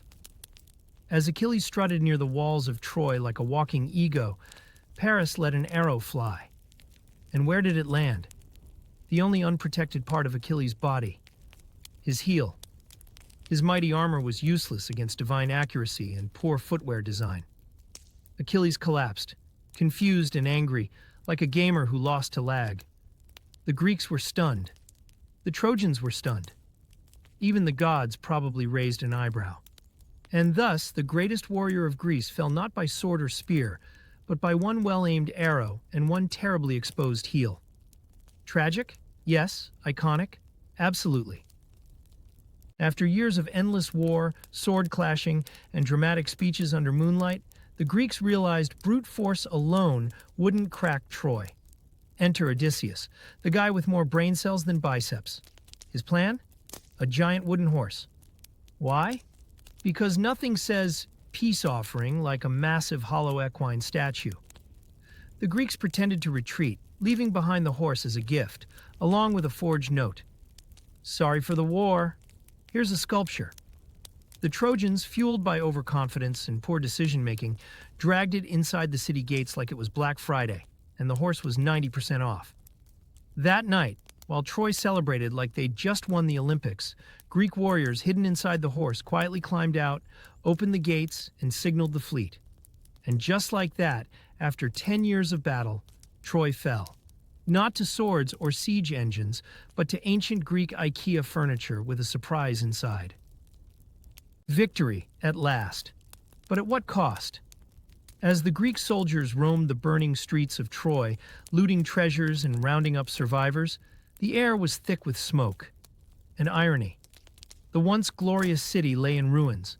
Temples crumbled, and statues of gods toppled like bad Jenga towers. Women and children were taken as spoils of war, and even the gods, who once bickered over this war like it was a reality show, had fallen eerily silent. Poseidon muttered something about too much drama.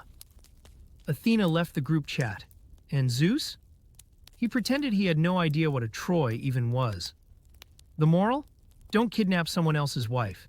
Don't trust wooden gifts. And maybe, just maybe, don't make your city's entire defense strategy depend on a really tall wall and hope. The Trojan War ended not with a bang of glory, but a smoldering sigh of regret echoing through history books. Welcome to the underworld. No, not the action movie. The actual Greek version. Every soul, whether king or cabbage farmer, eventually finds themselves here. After death, your spirit takes a one-way trip down to Hades' realm. And no, there's no refund or express lane. First stop, the gates, where things already get awkward. Forgot the coin under your tongue? Tough luck, you're ghost camping on the riverbank for eternity. Even VIPs have to queue. The underworld isn't exactly fire and brimstone. Think more gloomy cavern with moody lighting and questionable customer service. Ghosts wander, whispering their unfinished business, while judgment awaits like a bored bureaucrat with a clipboard. Welcome to the most overcrowded real estate in Greek mythology, where everyone checks in and nobody checks out. It's not hell, it's just afterlife with paperwork. Forget what you've seen in horror movies. Hades, the Greek god of the underworld, isn't some devilish villain with horns and a pitchfork. He's more like the silent office manager of the afterlife. Cold, serious, and always on time. Hades doesn't torment souls. He organizes them. He's not evil, just extremely efficient, like someone who color codes their entire eternity. With slick black robes, a brooding stare, and a pet three-headed dog, Hades runs the realm of the dead with quiet authority. He doesn't crave worship, doesn't crash parties on Mount Olympus, and definitely doesn't do small talk. While his brothers Zeus and Poseidon argued over sky and sea, Hades took the underground and made it spooky but organized. So next time someone calls him evil, remind them, he's not wicked, just misunderstood, and terrifyingly punctual. The Greek underworld wasn't just gloomy. It came with a full river package. 3 legendary rivers defined your post-life journey, each with its own vibe. First, the river Styx, basically the divine blood oath hotline. Swear on this river, and not even Zeus can break the promise. Awkward if you just swore you'd take out the trash. Then there's Lethe, the river of forgetfulness, perfect for souls who'd rather not remember those embarrassing mortal karaoke nights. Finally, the Acheron, the river of sorrow. Souls cross it carrying all the regrets they didn't leave behind, like a Greek therapy session without the couch. Each river wasn't just a water feature, it symbolized the emotional terrain of death, solemn vows, forgetful peace, and moody regret. So next time you see a river, just be glad it's not judging your eternal soul. If you ever find yourself dead in ancient Greece, don't forget your coin. The underworld isn't free. Charon, the grim and grumpy boatman of the river Styx, only ferries souls who paid the toll. No coin under your tongue? Sorry, you're ghosted. Literally. Charon's style, hooded cloak, eternal scowl, and the kind of customer service that makes DMV workers look like angels. His boat? Not exactly 5 stars. Think leaky wood, creepy fog, and a silence so thick it echoes. But for the dead, it's the only Uber across to the afterlife. Greeks even buried their dead with a coin just for him. Imagine explaining that to modern customs. Charon wasn't evil, just dedicated to the job. A soul unpaid stayed stranded at the riverbank, haunting the living and leaving Yelp reviews like 1 star, never picked up. The lesson? Always bring change, especially if you plan to die mythologically. Welcome to the underworld's most loyal employee, Cerberus, the 3-headed guard dog of Hades. Think of him as a giant, snarling security system with 3 times the bark and none of the petting. His job? Simple. Don't let anyone escape. Cerberus stands at the gates of the underworld like a furry bouncer at an exclusive club. No returns allowed. Each head serves a purpose. One sniffs out the living, one snarls at cowards, and the last one? Probably just hungry. Heroes tried to sneak past him, looking at you, Hercules, but most ended up on the menu. Despite the terrifying resume, Cerberus isn't evil. He's just really into his job. No treats, no walks, and belly rubs. Not recommended. So, next time you hear growling at the gates of death, don't worry. It's just Cerberus, doing what he does best. Keeping the dead in and the living out. Welcome to Elysium, the Underworld's VIP lounge. Forget eternal damnation. This is the afterlife's version of a beachfront resort, reserved only for the bravest heroes, poets with good vibes, and the occasionally lucky philosopher. Lush meadows, perfect weather, and zero angry gods, Elysium is where souls sip ambrosia and debate ethics for eternity. Or nap a lot. No trials, no punishments, just reward. Hercules? Frequent flyer. Achilles? Voted most likely to lead a ghost army. The best part? You get to forget all your mortal stress. Unless, of course, you were hoping for action. Then sorry, this place is more eternal spa day than epic battle. Still, among the chaos of the underworld, Elysium stands as a reminder that not all endings are tragic. Some come with sunshine, a harp solo, and unlimited peace. Well, as long as you behave during your lifetime. No cheating. Tartarus, the underworld's basement, prison, and maximum security nightmare zone. This is where the really bad souls go, and by bad we mean ticked off the gods kind of bad. Here the titans who dared challenge Zeus are shackled in chains forged by divine wrath. The place itself is not your average dark cave. Think a bottomless pit surrounded by eternal shadows, echoing screams, and a permanent absence of hope. Tartarus is not just punishment, it's poetic revenge. The walls drip despair, the air smells of regret, and the floor is made entirely of lost dreams. But don't worry, only the worst of the worst end up here. So unless you've tried to overthrow Mount Olympus or invented taxes, you're probably safe. Maybe. If you think your Mondays are bad, meet Sisyphus and Tantalus, two poster boys for eternal punishment in the underworld. Sisyphus was cursed to push a massive boulder up a hill, only for it to roll back down every single time he got close to the top. Think gym day, forever. Meanwhile, Tantalus stands knee-deep in water under a fruit tree. But every time he tries to drink or eat, the water recedes and the fruit rises. So close, yet so far. These punishments weren't just harsh. They were poetic, crafted by the gods with theatrical flair. They were the ultimate cautionary tales. Cheat death or steal ambrosia, and you get an eternity of ironic frustration. Divine justice had a dark sense of humor.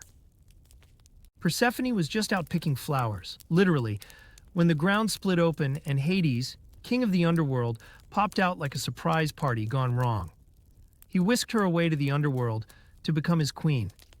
Persephone's mom, Demeter, goddess of harvest and overprotective moms, flipped out and turned the earth into a lifeless fridge. Crops died, humans starved, the gods panicked. Eventually, a deal was struck.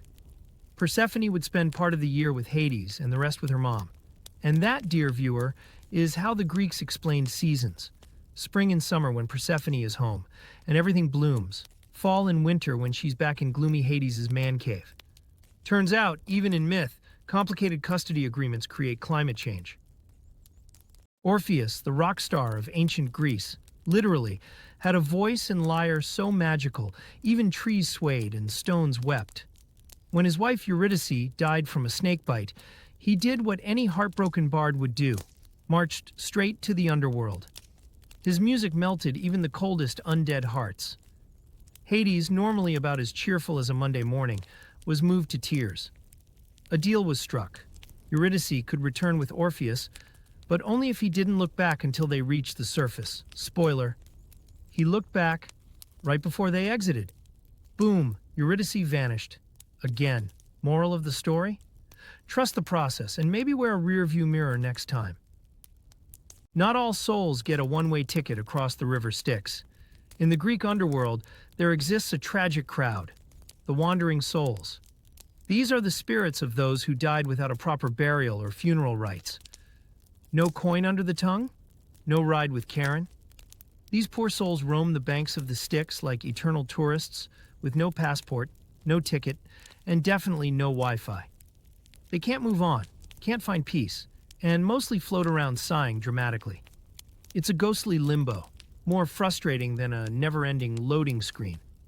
The Greeks took burial rituals seriously, and now we know why. The afterlife has strict entry policies. The next time someone says funerals are just tradition, remind them, tradition keeps you from being a bored ghost forever. In the Greek underworld, everything has a purpose, even death itself. The afterlife isn't just a gloomy waiting room. It's a moral mirror. Here, the souls of the virtuous rest in Elysium, the wicked suffer in Tartarus, and the confused roam aimlessly by the river Lethe. This wasn't chaos. It was cosmic justice, as administered by Hades and his staff. No HR department needed. Greek mythology didn't just scare people with spooky stories. It reminded them to live well or risk eternal irony. Every soul's fate reflected their earthly choices.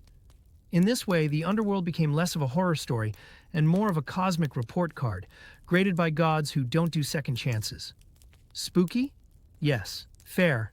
Mostly. Medusa wasn't always a horror icon, with a hairdo of live snakes and a death glare that could turn anyone into stone. Once she was a beautiful priestess of Athena, until a very unfortunate incident involving Poseidon in a temple. Athena, in classic divine logic, punished Medusa, not Poseidon, by turning her into the monster we all know and fear. With a serpent mane and a face that could end conversations permanently, Medusa became the ultimate symbol of cursed beauty. But she wasn't just a monster, she was also a warning about power, revenge, and, well, bad temple manners.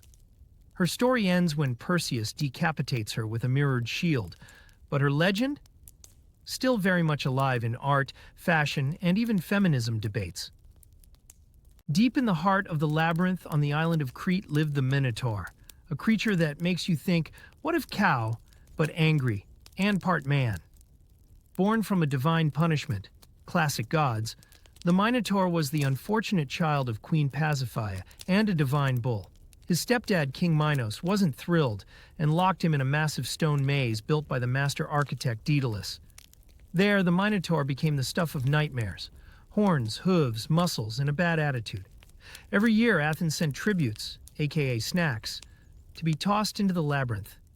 That is, until Theseus, with a sword in one hand and a ball of yarn in the other, said, "Let's try Plan B." Moral of the story? Don't mess with bulls, or gods, or yarn.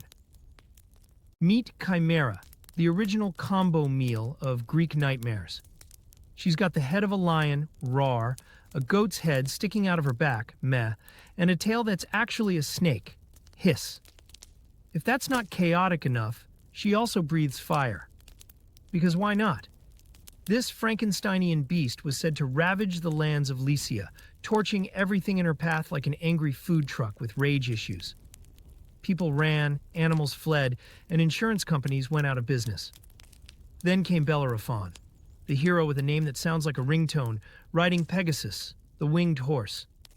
With divine help, a spear, and a flying mount, he took on Chimera and won. Moral: when life gives you hybrid fire-breathing monsters, get yourself a flying horse and a good aim. Hydra wasn't just any snake, it was the ultimate nightmare noodle. This many-headed serpent lived in the swamps of Lerna and had one very annoying feature. When you chopped off one head, two more popped up like a cursed game of whack-a-mole. Hercules, in one of his legendary 12 labors, was sent to slay it. His strategy? Burn the neck stumps before they could regenerate. With the help of his nephew Iolaus, aka Fire Guy, he managed to stop the multiplying madness. Of course, there was also one immortal head that couldn't be killed, so Hercules chopped it off and buried it under a giant rock. The moral of the story? Sometimes even demigods need backup. And fire. Lots of fire. Meet the Sphinx, a creature that's half lion, half woman, and full-time quizmaster from hell. Perched menacingly outside Thebes, she had one job: ask travelers a riddle. Get it right? You live. Get it wrong. She eats you for lunch. Her favorite question? What walks on 4 legs in the morning, 2 at noon, and 3 in the evening? Spoiler, it's a metaphor, not a math problem. Many brave souls failed, until Oedipus came along, nailed the answer, man, and caused the Sphinx to self-destruct in dramatic fashion. Talk about rage quitting a riddle. The Sphinx wasn't just a monster. She was a symbol of fate, intelligence, and the dangers of overthinking your morning routine. Say hello to the Cyclops. Giant, grumpy, and tragically monocular. These one-eyed titans weren't just mindless brutes. In fact, some were skilled blacksmiths who forged Zeus's lightning bolts. But then there's Polyphemus, the poster child for bad hospitality. When Odysseus dropped by his cave, without an invite to be fair, Polyphemus locked the guests in and started snacking on them. Odysseus, ever the crafty guest, introduced himself as nobody and stabbed the Cyclops in the eye while he was asleep. When the other Cyclopes came to check, Polyphemus screamed, "Nobody is hurting me." Classic mix-up, 10-10 wordplay.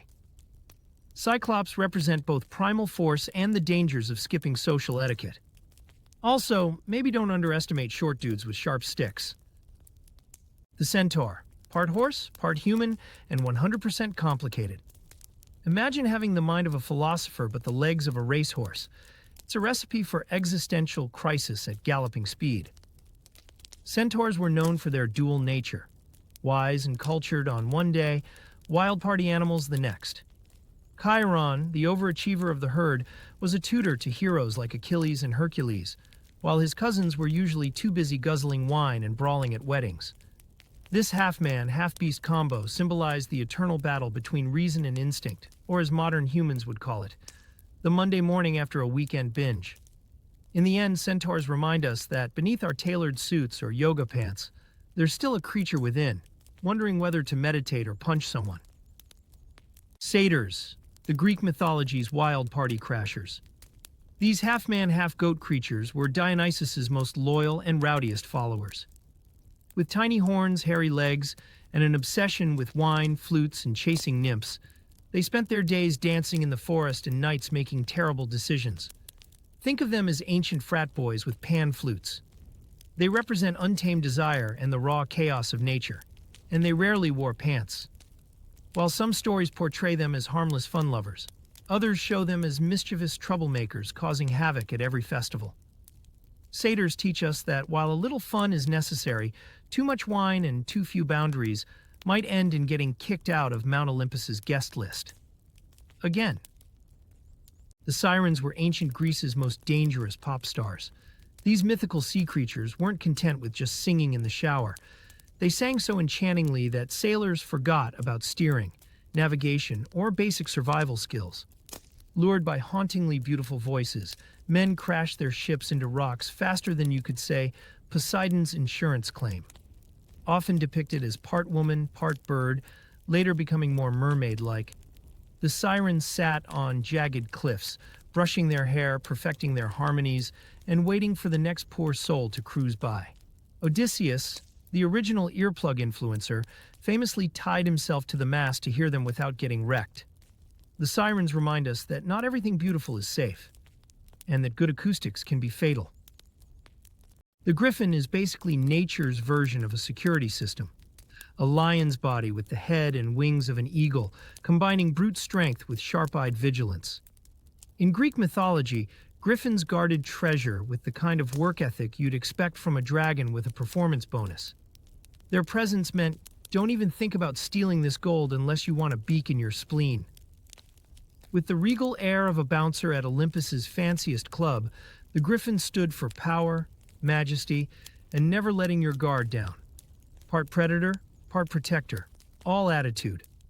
The griffin wasn't just a mythical beast, it was a flying reminder to stay sharp and not trust shiny things lying around unguarded. Pegasus, the legendary winged horse, wasn't born in a stable. He sprang from the neck of Medusa after Perseus gave her a rather aggressive haircut. Talk about dramatic entrances. Majestic, proud, and with wings that could shame even Hermes' sandals, Pegasus didn't just fly, he soared into the heavens like a living constellation. But he wasn't all about looks. Pegasus eventually became the noble steed of Bellerophon, helping him defeat the Chimera, because flying above fire-breathing monsters is always a smart move. Though Bellerophon got cocky and tried to ride Pegasus to Mount Olympus, Zeus said, "Nope," and sent a gadfly to knock him off. Pegasus? He kept flying and ended up immortalized among the stars, the only horse to ever become a celestial GPS marker. Greek mythology isn't just a parade of gods and heroes. It's a bestiary of imagination. From serpentine-haired gorgons to fire-breathing chimeras, these mythical creatures weren't just monster-of-the-week material. They symbolized fears, desires, and dilemmas of the ancient world. The Hydra warned us about problems that multiply if ignored. The sirens? A lesson on irresistible temptation. Even Pegasus, majestic as he was, carried a tale of pride and divine boundaries. These creatures were ancient Greece's way of saying, hey, life is weird and dangerous, so pay attention. Every fang, wing, and tail was packed with metaphor. In a world without science textbooks, mythology was the ultimate crash course in ethics, danger, and not trusting pretty women singing on rocks. The House of Atreus is the Greek mythology equivalent of a cursed reality show. Family betrayal, murder, cannibalism, and an endless cycle of revenge. It all began when Atreus, feeling generous in the most diabolical way, served his brother Thyestes a feast made from the cooked remains of Thyestes' own sons. Bon appétit! The gods were horrified. The curse that followed spread through generations, like a family group chat gone wrong. This was not just ancient soap opera. It was divine horror with gourmet tragedy. From Atreus came Agamemnon. From Agamemnon came even more drama. The lesson? Don't feed people their kids. And if someone invites you to dinner and smirks too much, maybe just order takeout. Agamemnon, king of Mycenae and proud commander of the Greek army at Troy, returned home expecting a hero's welcome. Instead, he got a knife in the back. Literally. His wife Clytemnestra wasn't exactly thrilled with him sacrificing their daughter Iphigenia to appease the gods before sailing to war. So when Agamemnon strolled back with a Trojan princess in tow, Cassandra no less, Clytemnestra and her lover Aegisthus decided it was time for a bloody homecoming surprise. He barely had time to take off his sandals before becoming part of the floor decor. Moral of the story? If you sacrifice your daughter and bring home a side chick, don't expect a warm bath. Especially if your wife is sharpening a dagger. Revenge runs in the blood of the House of Atreus, and Orestes, son of Agamemnon, didn't disappoint. After his father was murdered by his mother Clytemnestra and her lover, Orestes faced a tough moral quiz. A. Move on and start therapy, or B. Stab your mom to avenge dad. Spoiler. He chose B. Alongside his loyal sister Electra, Orestes crept into the palace and did the unthinkable, killed his own mother. And just when he thought justice was served, boom. The Furies, ancient goddesses of vengeance, popped up like nightmarish aunties, shrieking and chasing him for committing matricide. Turns out, avenging murder with murder doesn't really break the curse. It just upgrades it. Before Oedipus took center stage in Greek tragedy, it was King Laius of Thebes who kicked off the cursed saga of the Labdacus family. Laius, despite receiving a crystal-clear prophecy warning him not to have children, thought, hey, what's the worst that could happen? Spoiler, everything. He fathered Oedipus with Jocasta, setting off a domino chain of tragic events that playwrights would feast on for centuries. Laius's actions weren't just reckless. They were mythologically irresponsible. It's like being told not to push the big red button and doing it anyway, with extra dramatic flair.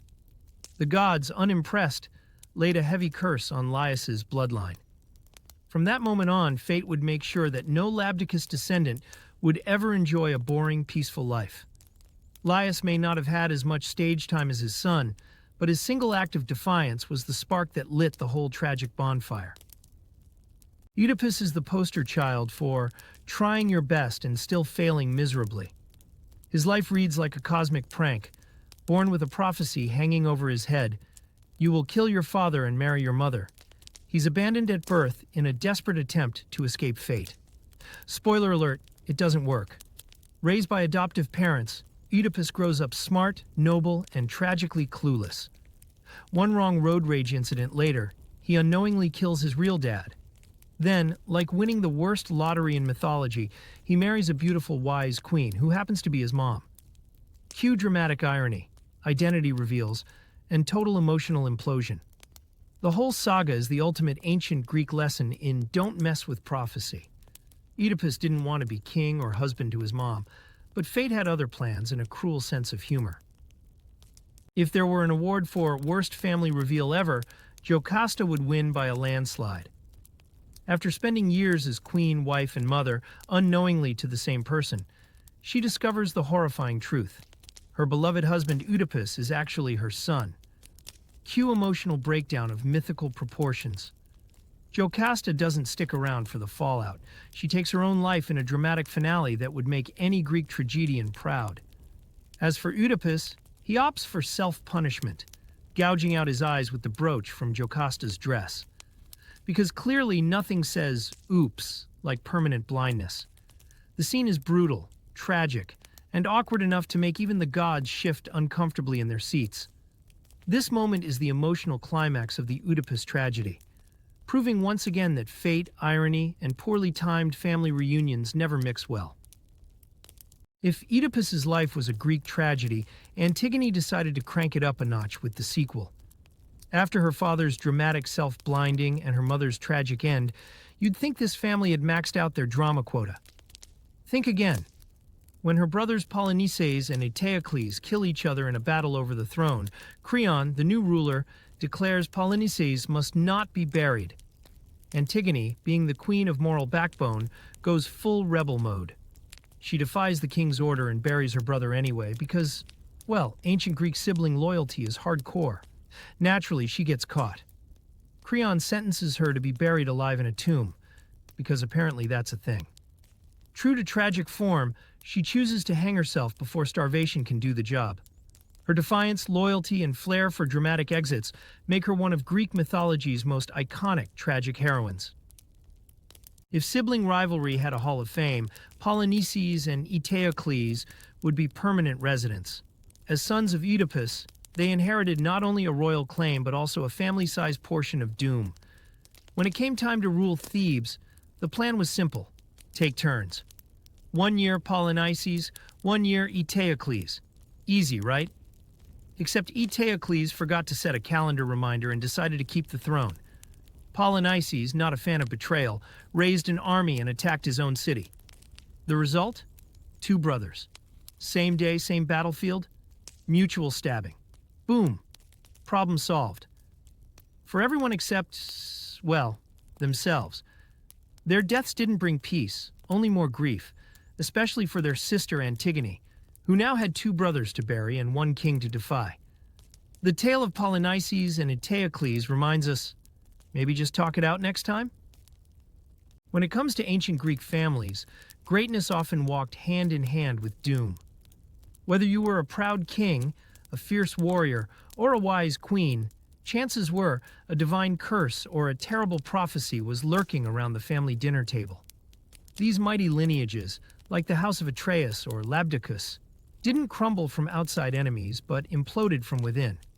Pride, vengeance, and a dash of over-the-top drama ensured their names would echo through tragic plays and awkward dinner conversations for millennia. Take a feud, add a prophecy, mix in betrayal, sprinkle with godly interference. Voila! Instant family disaster. These sagas serve as cautionary tales. Maybe next time, don't sacrifice your kids to the gods. Don't marry your mom, and definitely don't ignore the oracle. Or do. It's Greek mythology after all. The moral? Even the greatest houses can't outrun fate, especially when fate has a flair for the theatrical. In Greek mythology, prophecies are like spoilers, except no matter how hard you try to avoid them, they still come true. Whether it's Oedipus trying to escape by leaving town, oops, or Achilles being dipped in a river, but forgetting the heel, fate always has the last laugh. These divine spoilers don't arrive with a maybe. They're stamped with inevitable doom pending. Mortals, of course, do their best to wiggle out of it. Running away, hiding babies, building wooden horses. But guess what?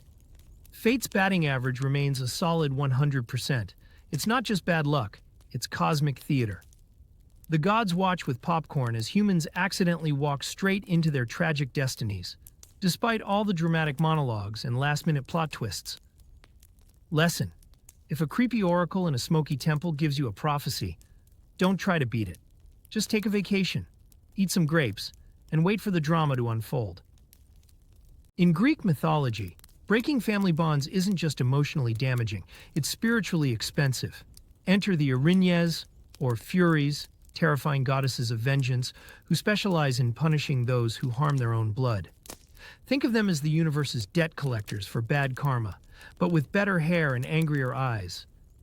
When Orestes killed his mother to avenge his father, the Erinyes didn't care about his noble intentions. They cared about spilled family blood. With snake-like hair, wings, and eyes glowing red with fury, they stalked him across cities, whispering madness into his ears and ensuring no nap was ever peaceful again. The Furies aren't swayed by sob stories or moral dilemmas. To them, justice is ancient, raw, and not up for reinterpretation. They're the embodiment of "you broke it, you pay for it." Ancient edition. In a world full of gods who cheat, lie, and transform into animals for fun, the Erinyes are refreshingly consistent. Break a family bond, and they'll break your mind. Greek mythology is full of epic adventures and divine drama, but at its heart lies a harsh truth. Many heroic families were doomed by their own pride, arrogance, and a chronic inability to learn from past mistakes. These families weren't cursed by accident. They earned it. Betray your brother? Check. Cheat death? Sure.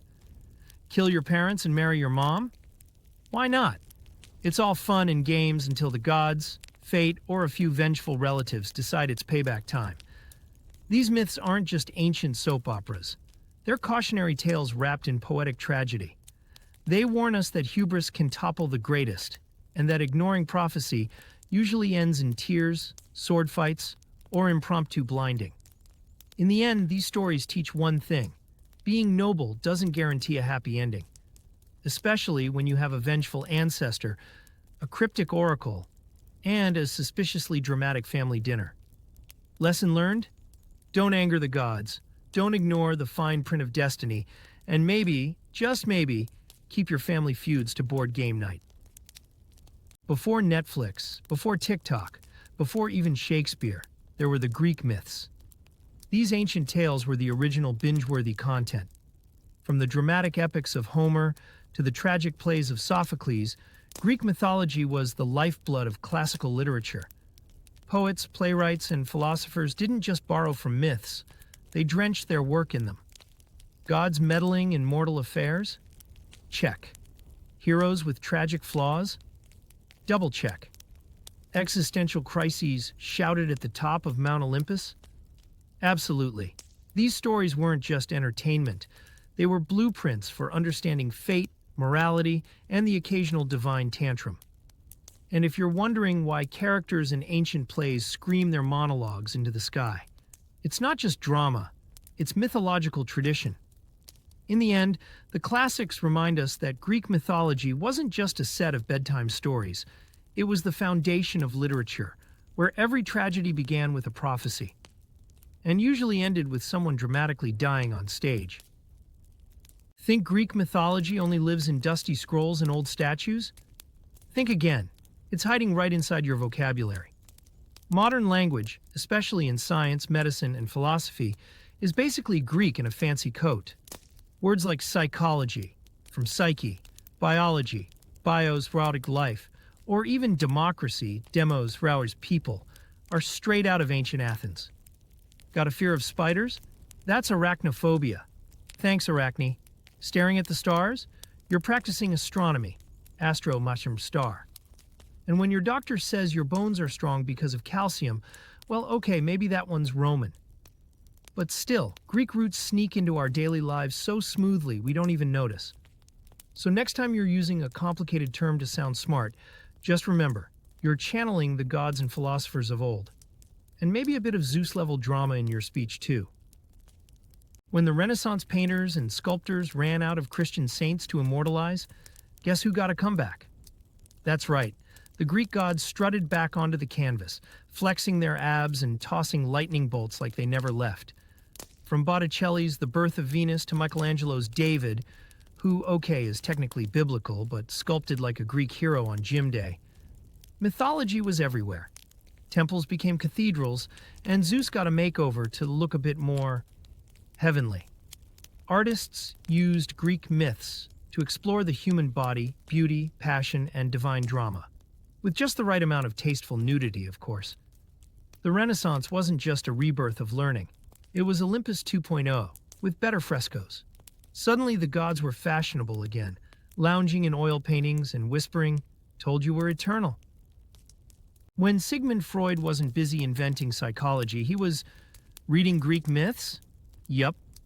The father of psychoanalysis looked at poor Oedipus and went, "Ah, yes, this explains everything."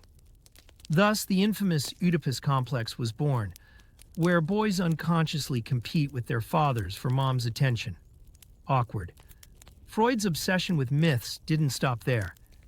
He believed that behind every repressed trauma was a Greek tragedy just waiting to pop up in therapy. Myths weren't just bedtime stories to him. They were coded messages from the subconscious, filled with guilt, desire, and really confusing family trees. Thanks to Freud, now every time someone says, "I have mommy issues," somewhere in the cosmos, Oedipus facepalms. Psychology students still read Greek tragedies, not just for culture, but for clinical case studies. Ancient style.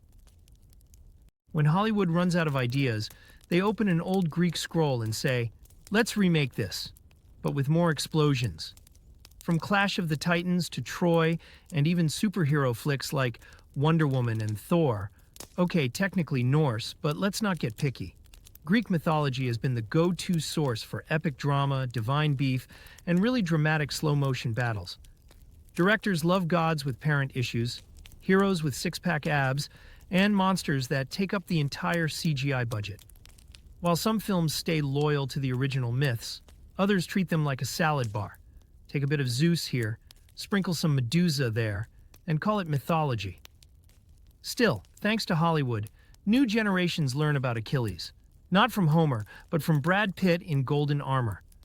Not historically accurate? Maybe. Entertaining? Definitely. When Rick Riordan introduced Percy Jackson, he didn't just write another kid's fantasy novel. He practically opened a time portal and dropped Greek gods into modern-day New York. Suddenly, teenagers were talking about Poseidon, like he was their cool, trident-carrying uncle. Riordan's genius was making ancient myths feel like everyday high school drama. Jealous gods, impossible quests, and awkward crushes. But instead of worrying about algebra tests, Percy had to fight minotaurs between classes. The books weren't just fun. They taught mythology in disguise, with humor, action, and enough sass to rival Hermes himself. And when the series exploded into a fandom with movies, spin-offs, and cosplay conventions, it proved that Greek mythology didn't need a toga to stay relevant. It just needed a sarcastic demigod in sneakers. Before she was a superhero with an invisible jet and a golden lasso, Wonder Woman was rooted in Greek mythology. Her origin story comes straight from the island of Themyscira, home of the Amazons, a society of fierce, immortal warrior women created by the gods. The idea of a female-led utopia where warriors read philosophy and punch monsters? Very Greek. Wonder Woman embodies Athena's wisdom, Artemis's agility, and Hera's commanding presence, but with a modern twist and a better fashion sense. When she burst onto the comic scene in the 1940s, she wasn't just battling villains. She was challenging the role of women in media. With each reboot, movie, and action figure, Wonder Woman proves that mythological heroines don't belong to dusty scrolls. They belong on the front lines, deflecting bullets with bracers and delivering witty one-liners. Ever looked up at the night sky and wondered why Mars sounds like a warrior, or why Venus screams romance? That's Greek and Roman mythology sneaking into your astronomy class. The ancient gods didn't just rule Olympus. They now rule the solar system. Mercury, the speedy messenger, lends his name to the fastest planet. Venus, goddess of love, graces the brightest one. Mars, god of war, naturally gets the red planet. Even Pluto, before being demoted, got a nod from Hades himself. And don't even get started on the constellations. Orion, Andromeda, Pegasus, they turned the night sky into a cosmic soap opera. The ancients weren't just naming things. They were giving personality to the universe. Thanks to them, stargazing became myth-watching. Who needs Netflix when you've got a love triangle between stars? Ancient Greek philosophy wasn't just guys in togas arguing under olive trees, it was a whole worldview, and the gods were part of the package. For Socrates, ethics were divine business. Plato saw the gods as reflections of eternal truths, while Aristotle politely nodded and filed them under cultural metaphors. The Greek pantheon wasn't just religious, it was psychological, political, and cosmic. Zeus wasn't just a thunder hurler, he symbolized order and authority, and perhaps workplace harassment. Athena represented wisdom, reason, and strategic thought. No surprise she became the philosopher's favorite. In a way, the gods were early attempts to explain human behavior, nature's chaos, and moral dilemmas. The philosophers might have questioned the myths, but they never dismissed them completely. Instead, they used them as springboards to dive into the deep end of human thought. Today, when we study ethics or logic, we're still floating in the intellectual pool the Greeks filled, with some divine splashes from Mount Olympus. Greek mythology isn't just stuck in dusty books, it's living its best life in pop culture. From action-packed video games where you can punch minotaurs in the face, to manga where Hades has fabulous hair, the gods have adapted surprisingly well to digital life. They've been pixelated, memified, and turned into trading cards. You'll find Zeus in games like God of War, throwing lightning bolts with the finesse of a gamer god.